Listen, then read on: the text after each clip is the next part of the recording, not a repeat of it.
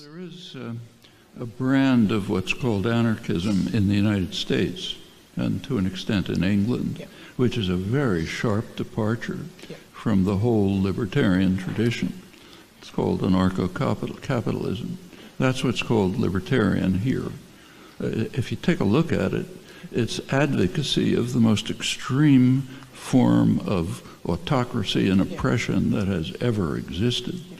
What it supports, the policies, whatever the proponents may believe, the policies very quickly turn into concentration of power in the hands of unaccountable private institutions, the worst kind of autocracy.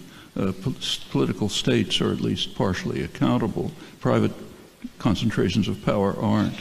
The idea that you have voluntary agreements, that goes back to a famous comment of Anatole France, that under conditions of perfect freedom, both the poor man and the rich man have equal rights to sleep under the bridge.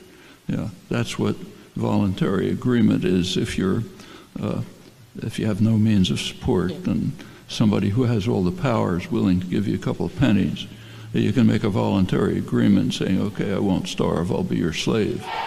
Voluntary agreement. And in fact, some of the more honest advocates of this position, like James Buchanan, Nobel Prize laureate, argued at one point that every human being's highest aspiration is to ensure that everyone else in the world is his slave. That's the kind of people we are. That's our nature. We want to make sure that everyone is enslaved to us.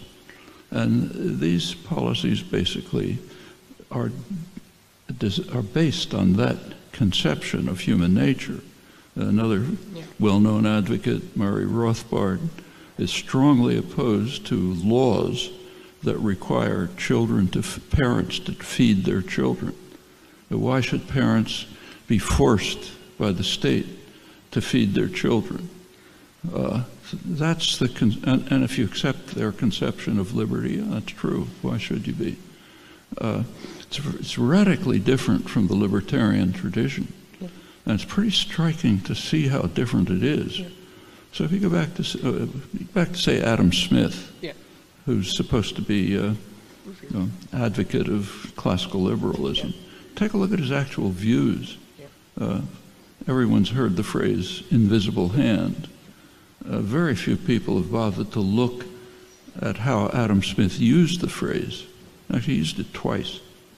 Once in Wealth of Nations, once in his companion book, Moral Sentiments. In Moral Sentiments, here's the way he uses it. He says, suppose, it's an agricultural society he's talking about. He says, suppose some landowner accumulated almost all the land and everybody else had to depend on him for survival. He says, well, this wouldn't really matter very much because of the natural sympathy of the landowner for other people, which is kind of the core of human nature, he would make sure that the goods of his possessions are distributed fairly equally. So it would end up with a fairly egalitarian society, as if by an invisible hand. That's Adam Smith. It's not what you learned in school. Actually, the other place he uses it in Wealth of Nations, if you take a look, it's pretty much an argument against what's nowadays called neoliberal globalization.